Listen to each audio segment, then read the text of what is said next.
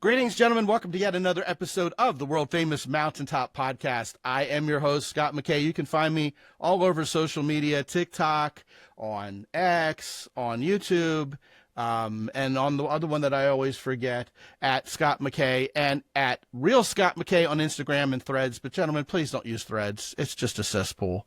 It's awful. It's just a bunch of people bitch-slapping each other and just, I don't know about you, but I like to go through my life bitch slap free.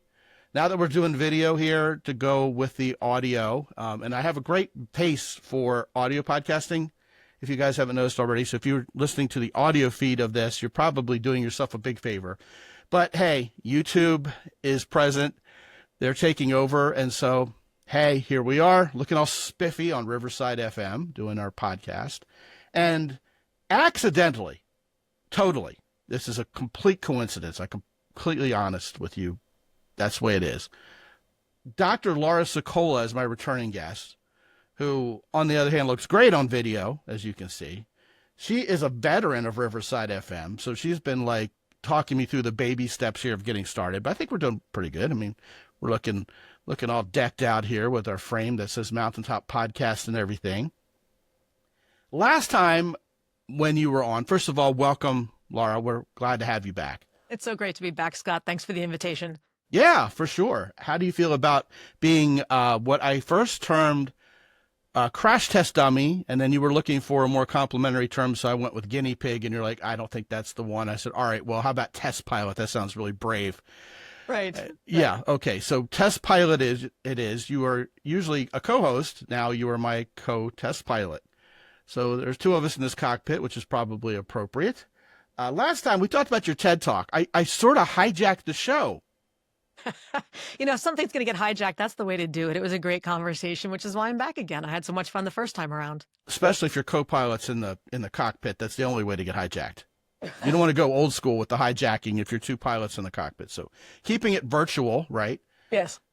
We're going to talk about talking like a leader, because last time we got just mightily derailed talking about your TED Talk, which has got 7 million views. I think it's always more fun to have more views than dollars in your bank account. That's, I think, what we're all shooting for. I don't know if that's the case for you. I might challenge that. Give me $7 million and let me compare. And you won't need YouTube anymore. You'll have the 7 million, large. There you go. But it was such a great show because you were talking about how your name matters. Yes. And after the hundreds of shows, yeah, I mean, hey, I'd like to have as many dollars in my bank account as I have episodes under my belt. That'd be great. 500 sounds good. And it was a great show because it was so original. But, the guys watching and listening are probably going to be greatly entertained by this. That wasn't the plan. I completely, knocked you off the rails. And it was supposed to be about talking like a leader, which admittedly is a fantastic topic. And that's what we're going to talk about today. So let me formally introduce you to these guys. Sounds Dr. good. Laura Sicola is from Philadelphia, home of the Super Bowl champs. Good for you. Not next year. My Ravens are coming up I-95 for you. Okay. You mean you weren't teaching them how to talk like a leader and that translating onto field success? Hey, if there's a way I can take credit for it, I will send them my bill. Being a special consultant for the Philadelphia Eagles would have at least as nice a ring to it as leadership, communication, and influence coach, right? Yeah, okay. So now you have a special way of kind of helping people wrap their head around what you do for a living. And you just said that before. Could you repeat that for these guys? Sure. I mean, by background, Scott, I'm a cognitive linguist. That's the PhD part. So my job really is to work with leaders and help them close the 3 inches between your brain and your mouth. That's something like a cunning linguist, is it? That is a different skill. Okay. Gotcha. For a different podcast. Most definitely. So you're closing the 3-inch gap between your right here and right here. Brain and your mouth. Yeah. Did you ever have one of those moments, Scott, where you're talking and you suddenly think to yourself, that sounded better in my head? Never. But I've had moments where I've been urged to close this 3-inch gap. That's called my mouth. So just by somebody itself. else gave you the benefit of the doubt, perhaps, that what came out of your mouth may have sounded better before it came out. That's really an interesting take because might be a total sick puppy and a weirdo, but it's usually the other way around for me. How so? Well, the first time I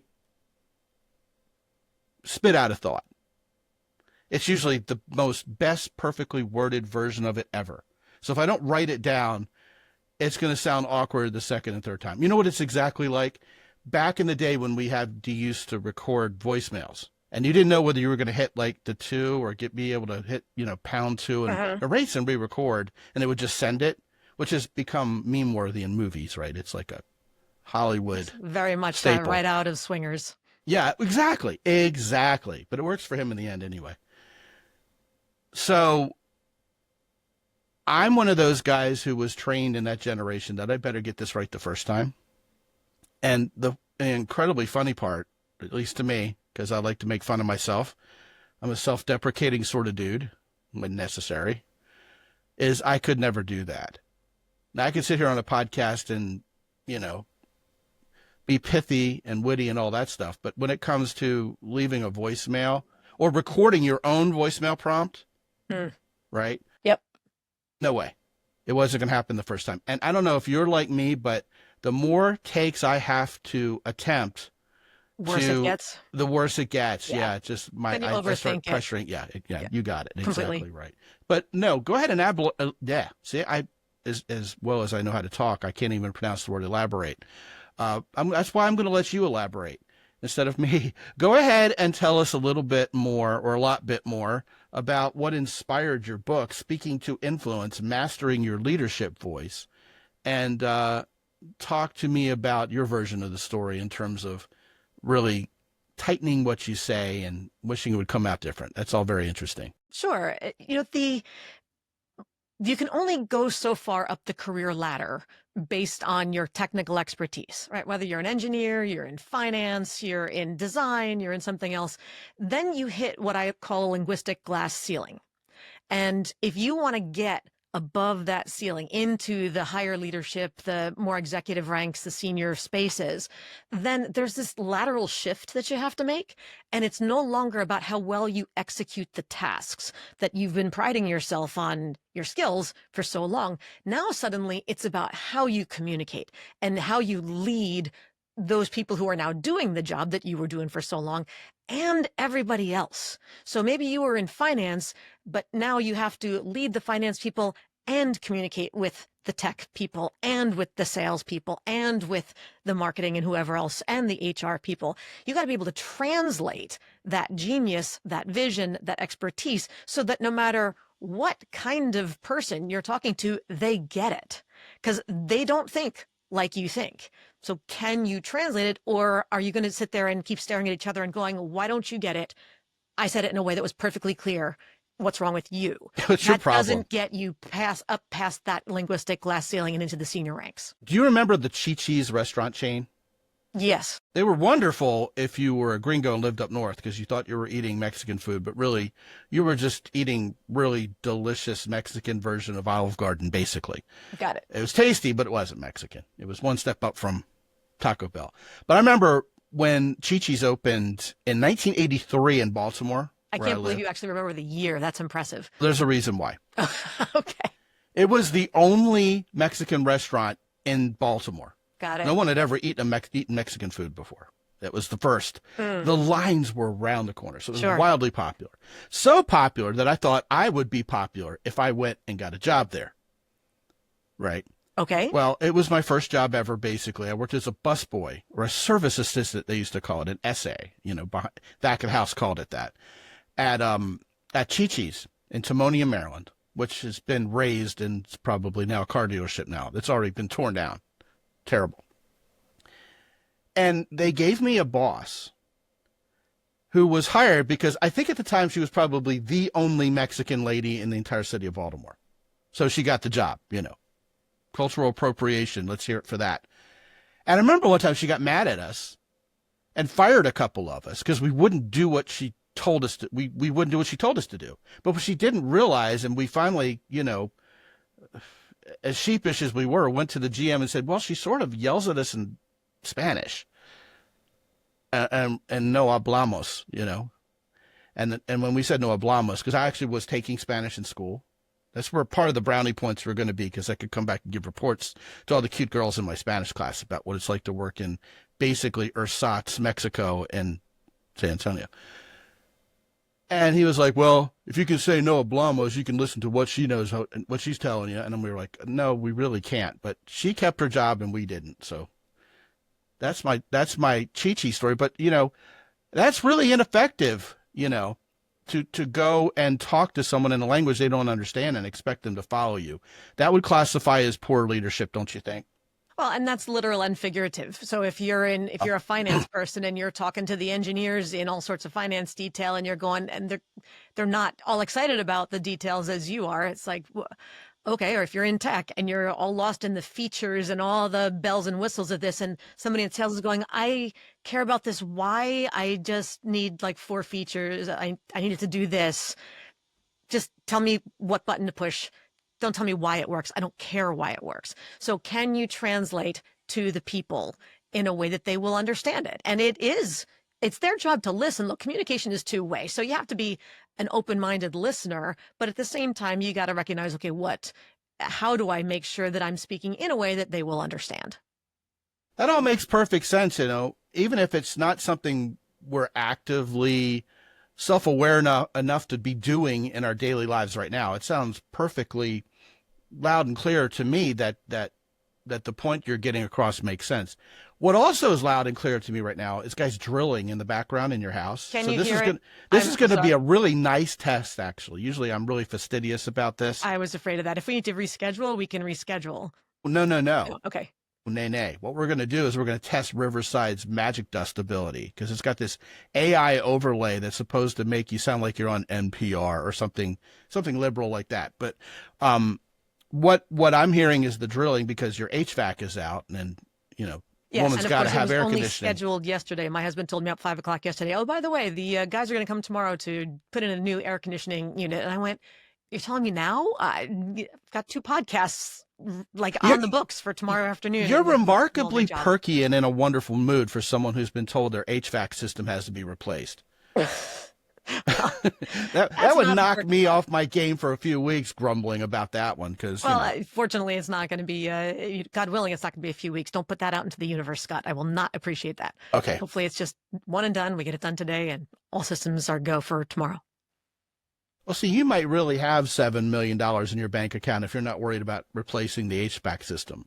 The rest of us peasants, if the HVAC has to be replaced in our house, we're eating ramen noodles for 6 months. Well, I wasn't happy about it. I'm still not happy about that. There are plenty of other things I would like to do for that money, but thank God, that's the $7 million source.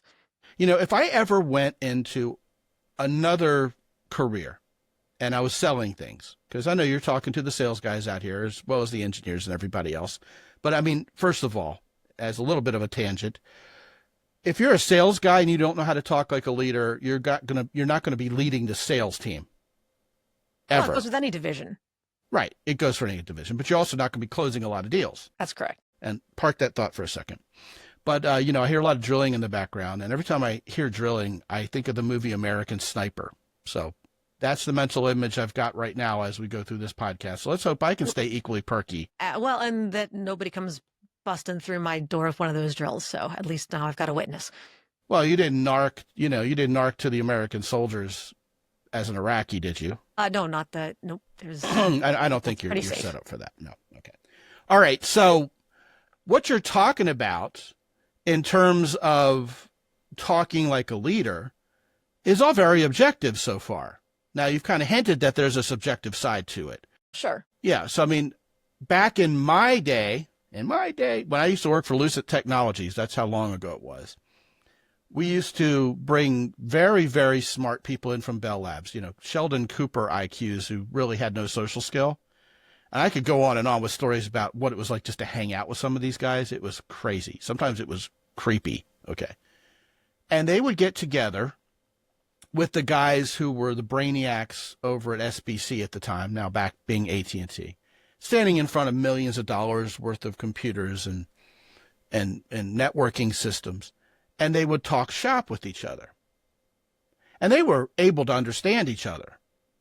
They were probably their own little echo chamber of people who actually got each other on planet Earth. So it was like a happy dance when they were together, right? Me, I got paid more than those guys. Why? Because of what you're talking about. I actually, in my first online dating profile ever, when I still worked there, they would ask you these basic questions that you were expected to answer, like a fifth grade essay, exciting times in the online dating world. And everybody's had generic cookie cutter, who am I and what am I looking for? So I said, I want to be different. I understand I got to stand out. And I put, my job is to translate engineerish into English for decision makers. And, women would ask me, what do you mean by that? And that's exactly what I mean by that. I would sit in those meetings and buy them lunch. And these guys were like, why is this guy getting paid so much just to buy lunch and smile and wear a tie? Because I would go back to the guys who were going to pull the trigger on the actual deal and tell them everything that happened in that meeting in terms they could understand and how it was going to increase the profit for SBC in the future if they went with our product. And these guys would be like, oh, McKay, I'm so glad you showed up and made that all clear for me. I feel so much better now. Thank you, thank you, thank you. They would thank me profusely for articulating that information to them in terms they could understand. So what you're talking about is not to be underestimated. It's extremely powerful. No, but you can underestimate it if you want to stay where you are and not progress in your career or knock yourself out. Exactly. But it is a skill. You have to learn it. Yes. And, I hate the term soft skills because the irony is soft skills are hard. Difficult. There's nothing easy about them, which is why I have a job, and at least some of us are happy about that. But it's you got to pay for that HVAC system. Got to pay for that HVAC system, that's for right. sure.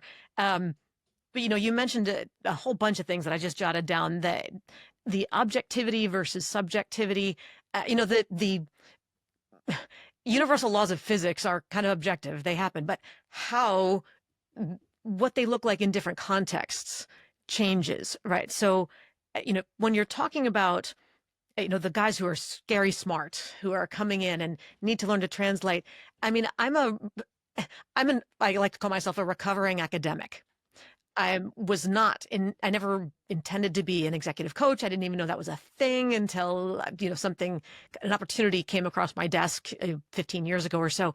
But coming out, I was a professor. So that was my world, the academic space. It was like they beat into my head for a decade how to write, how to speak. It's like if half of your words didn't have at least 4 syllables in it, you weren't cut out for this world. So you gotta keep... you had to write in a way that was publishable in the whatever journals. So this was a badge of honor that I had earned, that I could write like them, talk like them, be part of those conversations. Like you talk about those physicists or whoever they were, those engineers they could talk to each other. No one else understood them, but they got it. And that's where I was coming from. So, but when I shifted into the business world, like what people would get when I first started talking was like, okay, Laura, we've learned one thing. You're smart. That doesn't help us. So in other words, you had Salman Rushdie as your dating coach, and as your writing coach and speaking coach, not Ernest Hemingway. Yeah, it was just I had to learn to translate, and it was in some ways it was painful because it's like you just spent 10 years learning how to do this, and now you're in a new audience that says, "Yeah, we kind of don't like it." So we don't like having to carry our pocket thesaurus with us everywhere we go, Sicola. Exactly. And I'm going, well, what do you mean you don't have this vocabulary? Why don't you have this vocabulary? And how obstreperous of them to make that exactly. I don't want to obfuscate the meaning all the time. You should just have the sesquipedalian available. So I had to learn, and it's not about dumbing it down. It's about, and here's one of the most counterintuitive points that I can offer, is that the best way to make people think you are smart is to be able to explain your point in ways that are so crystal clear to them that they go, oh, that makes sense, and it makes them feel smart. If you can make them feel smart through the way that you communicate with them, they will think you are smart. And that's really not as easy to do as most people would think. Well, you know what analogy comes to mind immediately? What's that? Is a absolute world-class athlete. How so? It depends on the sport, but a world-class athlete can make an incredibly difficult activity look easy. Yes. Like figure skaters and motocross Ballroom racers, dancing. Here's an analogy for your ballroom guys dancing. out there, Yeah. because I love to dance. In my single days was doing a lot. Swing dance was my favorite. Lindy Hop and stuff. Salsa is second. I am not a But then natural you got dancer. married and all that went out the window. Well, then I moved to the burbs where they didn't have Oh, okay. the Gotcha. access Okay. anymore. Unfortunately, Got it. that's one of the things that I miss. Okay. But All right. originally it was kind of funny because as a woman, you generally are the follow on the dance floor. The guy's supposed to lead. That's just the way it goes. And I was a little miffed by that dynamic at first. I'm like, what are we still in the 50s? But I actually learned to like it because it's the one place in the world where I didn't have to think. I didn't have to make decisions. I just got to enjoy the ride. But what I realized was that no matter how novice or intermediate, whatever I was, the difference between a woman who can dance in those kinds of partner dancing and a woman who can't is a good lead. Because I could dance with a guy who I'd never met before in a dance style foxtrot or something where I'd had all of 3 experiences and didn't know beyond step number 2. But if he was a good lead, I could follow him. It was intuitive. It was easy. And people were like, oh my gosh, you're really good at this. And I went, actually, well, thank you. But no, he's a really good lead. He could translate what he needed me to do. And I could understand just through the body language what it was doing. He was really good at translating that, at communicating through the nonverbals. And that's what it took. He made me feel smart. He made me look and feel like I knew what I was doing. And that was great. Those are the kinds of people you want to dance with. Well, I would argue that men are crappy at dancing unless they know how to lead. And that women, style. well, I guess it does, but in general, women are able to dance with a man who can lead. And I don't think men can just get out there and dance even if the woman leads them. I think there's something primal there. Yes. Well, because the man's if you're supposed to lead, you have to know what you're doing for yourself and then know how to translate what you have to know what you want your partner to do and be able to convey it. And that's tough. I think it is definitely harder on the partner dance floor, not like club dancing where everybody's just doing their own thing. Yeah. I'm clueless on that front. But the ironically, because that's the easy part. Not to me. See, that's where I feel self-conscious because I don't know what I'm doing. I don't have the intuition for it. I don't have the natural gift. But on a partner dance floor, big band and swing or whatever it is, that's a lot of fun. But I don't have to think about it. I could just go with the guy. And if he's an elementary dancer, okay, we'll do basic steps. If it's with somebody who really knows what they're doing, we can have so much fun and it's challenging, but I can feel like I'm a lot better than I am. You guys definitely, if you're a lead on the dance floor, it is a much harder place to be because you have to know what you want both people to do and be thinking 2 steps ahead. That's definitely tougher. Well, for example, a very, very visceral general example is when men and women hold hands. I don't think we think about it much, but men almost always take the overhand position and women take the underhand position. I've only seen one couple in my entire life walking hand in hand where it was the opposite. One. But you know why? Well, because the man's leading the woman. Because he's taller. It's really hard for me. My husband's significantly taller than I am. If I try to put the overhand position, my shoulder and my elbow have to go up like this because his hand is up higher than mine. It's like if a kid is holding an adult's hand, it's not about who's leading who necessarily. It's not physically comfortable. You can't reach. If you try to hold your kid's hand who's shorter than you and you do the underhand, yeah, you can't do it. But it's so universal. Yes, I mean, I don't want to get into an argument about it, but I've just never seen the only couple I've ever seen. Height, then it doesn't matter. But I've had that happen a lot because I'm not a very tall guy. Well, there you go. Never been an issue. But I'll tell you what is an issue is when you're holding hands in one of those. Whoops. Let's table that literally for the next. Okay. I'm like you. I'm from the East Coast, so I talk with my hands, especially now that we're on video. And so I just knock something over on my desk. That'll come through nicely, especially on audio. But I've gone to a lot of church services at evangelical churches in my day. And you get into those weird prayer circles where everybody holds hands and prays. And you always have 2 men standing next to each other, forced to hold hands, and they're both fighting for that overhand. They're fighting for it. And the only couple I've ever seen actually opposite, she was owning that guy. She was wearing the pants in that relationship. It was like, come here, follow me, let's do this. And he was like, yes, dear, with his tail between his legs. So all of that's long for, I understand that if you're in a leadership position, how you affect that leadership has to seem natural, and it has to seem like it comes easy to you. The phrasing of it that just keeps coming to mind. Easy, but it does have to just be clear. It has to look really easy. Conveyed. It has to be. It has to be unforced. Certainly not look awkward. That's for sure. Yeah. Like I was going to say, the phrasing that comes to mind for me is it has to be confidence inspiring. Yes. Which leads me to my next question, and I'm not sure whether you're going to take this, but it's up to you. I'm braced. Okay. It's okay. It's not going to be anything scary. Not like the drilling. You're talking a lot about very objective ways to talk to people, make it sound simple. And another thing I would add to making people sound smart by helping convey perhaps complex or complicated thoughts in simple language is anytime you make someone feel better about themselves, there's a trait reversal mechanism where they think you're that person too. So the secret to being a cool guy is to make everybody else feel cool. And a lot of people fumble that the same way they fumble trying to be the smart guy. You don't bully people into submission with your brain power and make them think you're smart. They'll think you're an idiot, or they'll wish you were an idiot. So they'll project that upon you.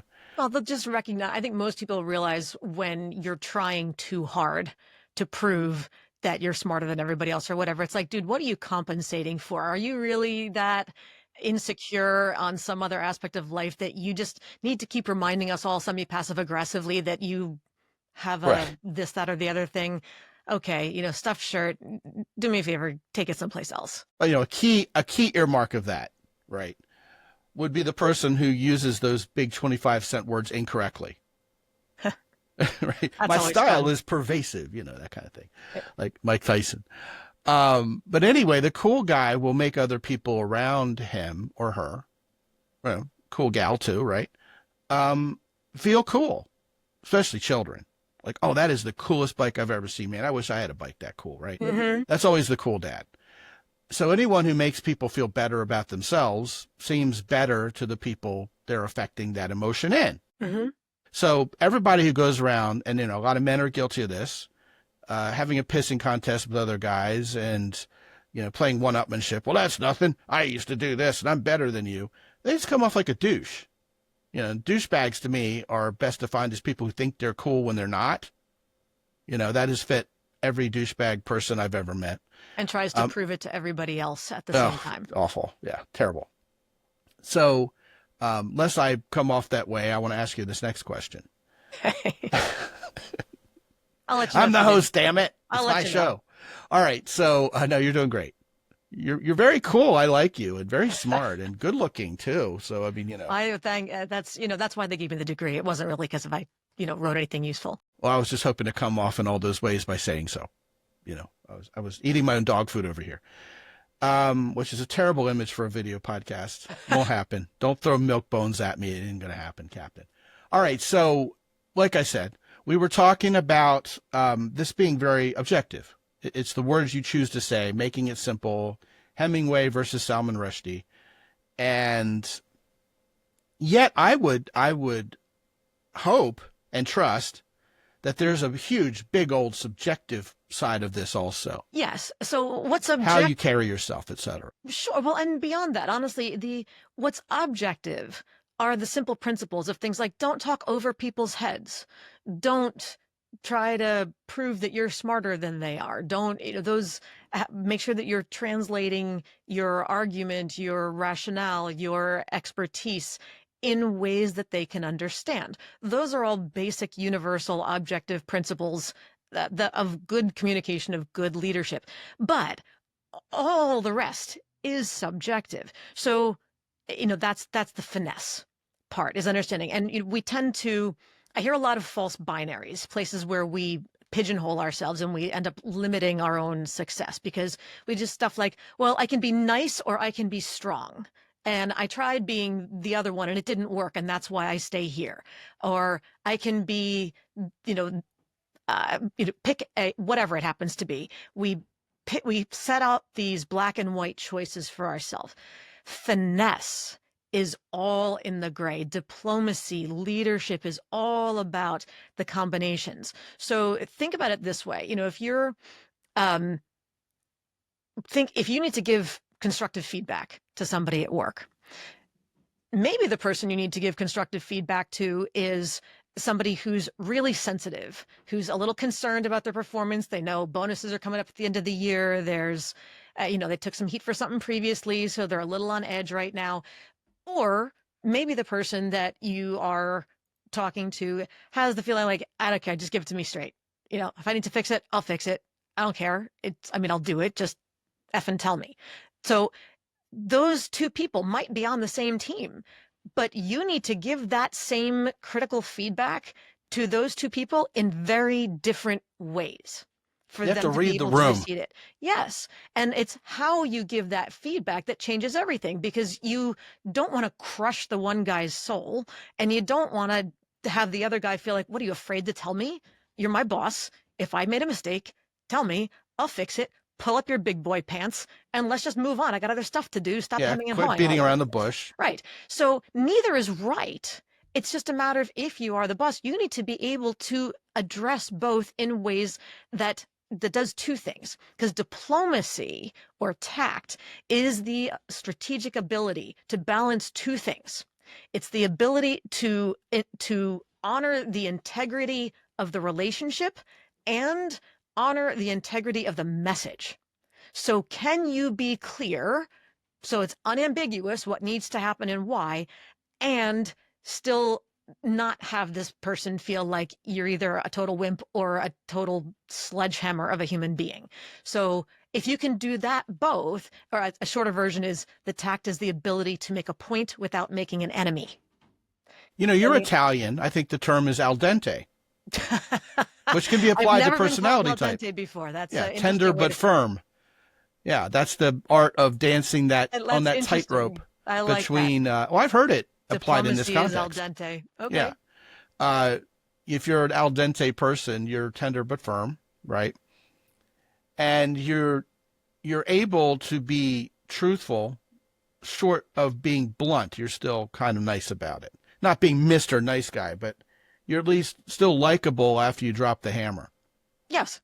Yes. Yeah. And they may not like what your ultimate message is, but they don't feel disrespected as a human by hearing it. And I think that's important. They've saved face. They don't feel like they're ashamed to come in and show you their face tomorrow, or they don't hate you as a result and call you, to borrow a term from you, the douche who they have to report to every day. Hey, I coined the term douche myself. What can I say? Yeah. Take a playbook from somebody's rule, right? So in this podcast, I can give this information, and I talk about this stuff on a lot of different podcasts. I think I can safely say that in the hundreds of shows I've been on, not even including the hundreds of shows of my own that I've run, this would be officially the first time I've ever used the word douche. But you know your audience, what, though? And that's okay.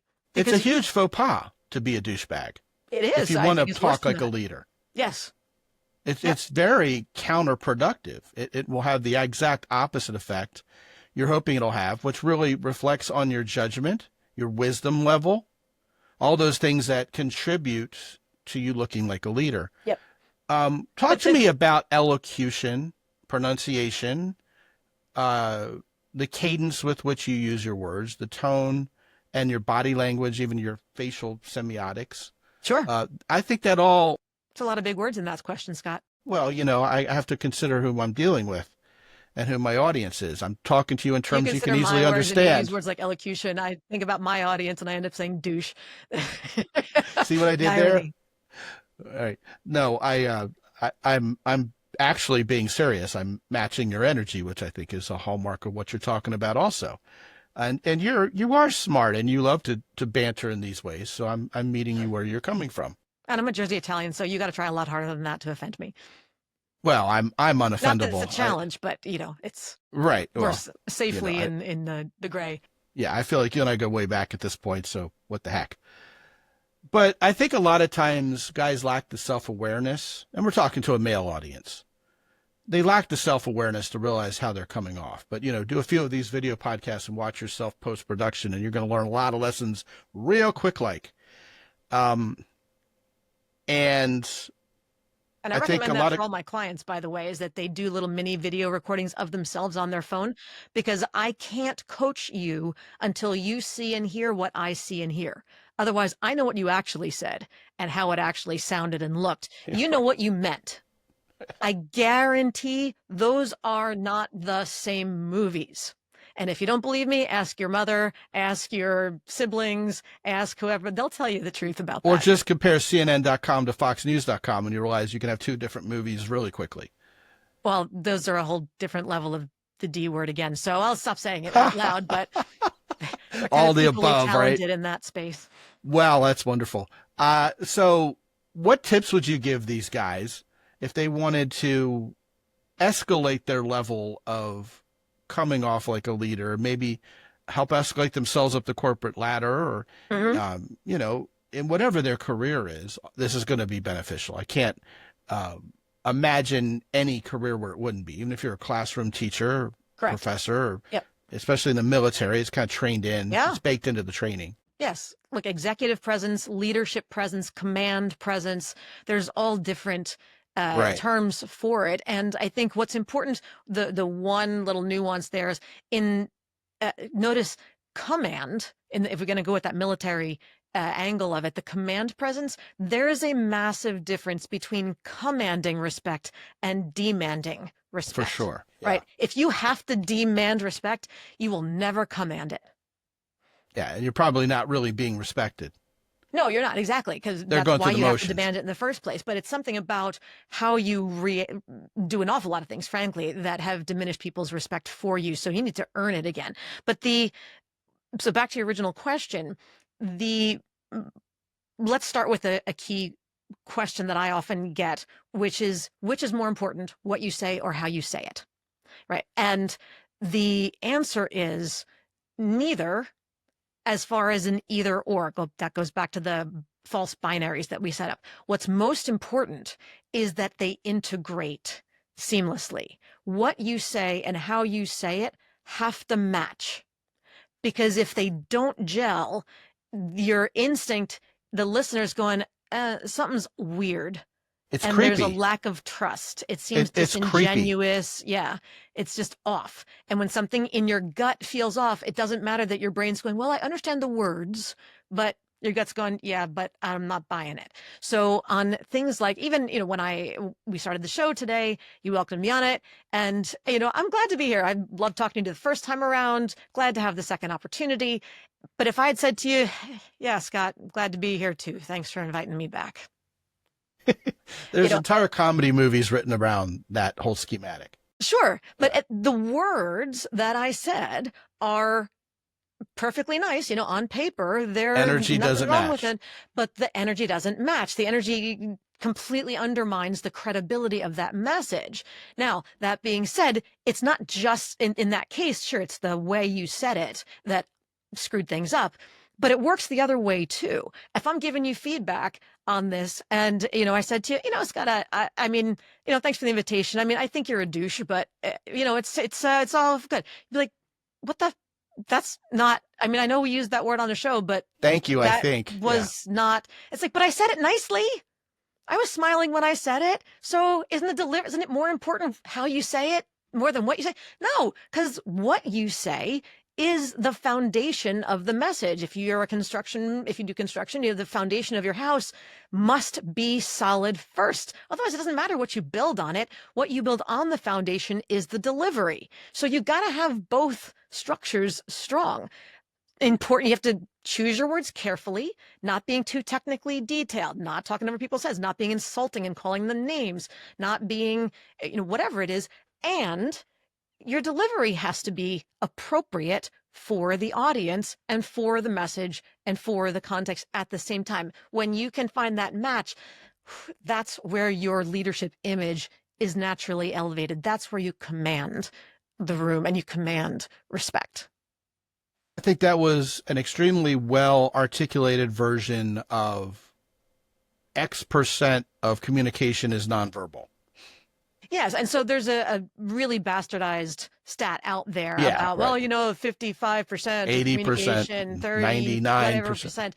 So it's, again, those numbers, if you ever hear like 7% of all communication was words and everything else is non, there's a study from the 1960s that was like this big, this itty bitty little study, and it Hmm. was so narrow.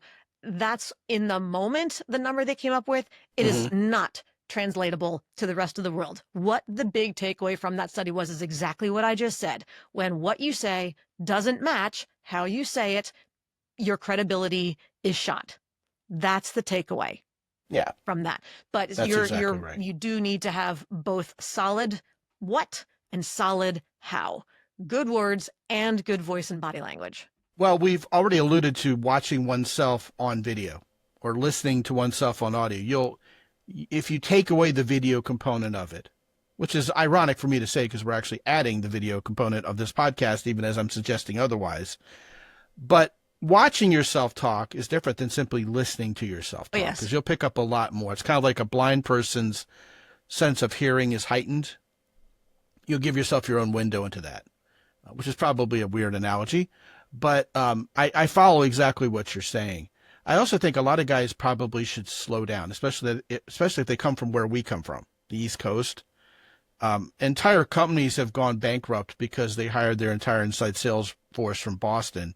And as soon as they started talking to Ohio and Arizona, these guys were like, I don't trust these people. Click, you have to have a lot of self-awareness. So all of that is very true, very real. And I'm so glad you articulated it. Have you ever met someone who, while you're talking to them, you feel stupid?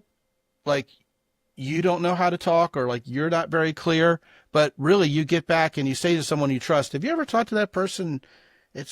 I felt like I had really awkward social skills talking to that person. Like I'd lost them all. They had just all flown away from me after all these years. And the person says to you, no, it's not you, it's them. Did you know someone like that?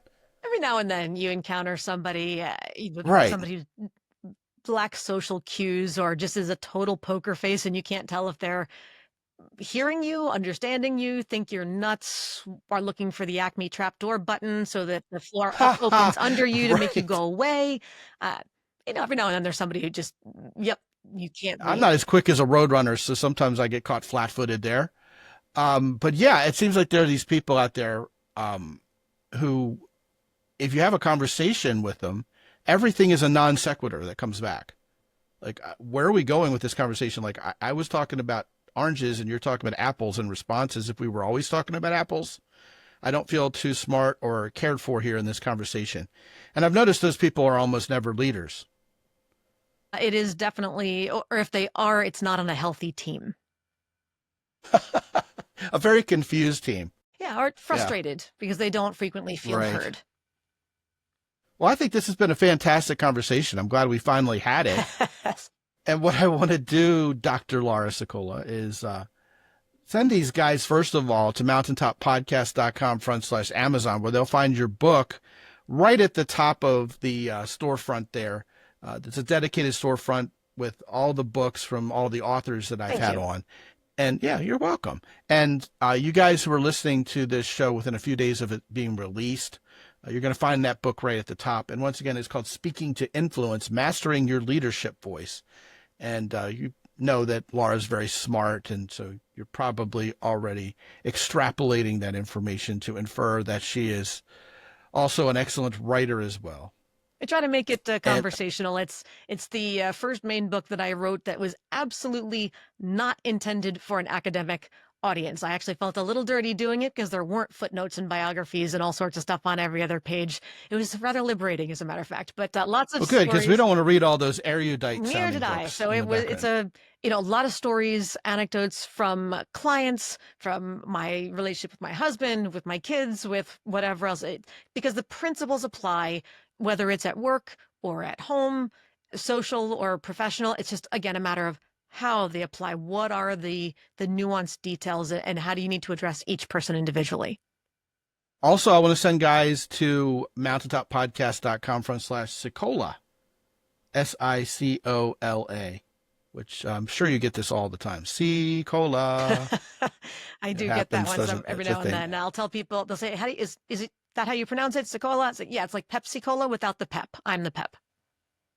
Hey, that's even better than the cough drop gig. Yeah, fantastic. Yeah. Uh, right. You could do the Pepsi challenge.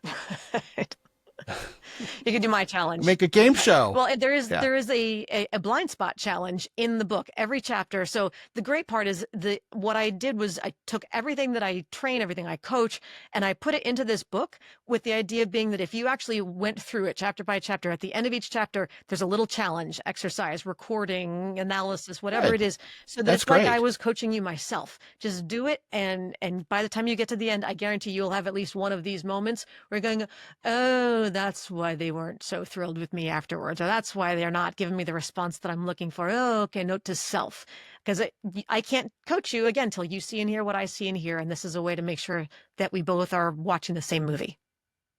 Well, anybody who's ever done Salesforce.com training in the business world, that's exactly how they do it. They give you something that's really incredibly tedious and draining, but they're trying to make it sound fun, and they give you 2 questions at the end just to make sure your reading comprehension is spot on. Then, boom, you got a badge. On to the next one. Remember that? I had never had to do that, so I will take your word for it.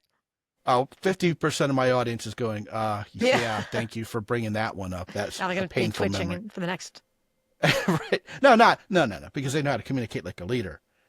There's no twitching in leadership. There's no twitching in leadership, at least not in public. Right. Okay. So when men go to, you guys listening or watching, go to mountaintoppodcast.com/Sicola or Pep Sicola without the pep. This product placement there. You're welcome, guys. They really should send us At royalties. PepsiCo. Yeah, right. What are they going to find when they get to your website? My website is laurasicola.com, and they will find You're 2/3 of the way there already. exactly. Yeah. So they'll find all sorts of resources, lots of videos, lots of blogs and articles with all these kinds of tips and stories. And there are resources in addition to the book if they're looking for something like video or audio programs to help step them through different things. Tons of information there that would love to hear from anybody. You can also reach out on LinkedIn. Right. Your life is an open book. Quite literally. And Look at this. There you go. Hopefully guys will open your book and read about you and your And life. enhance their own life. Right.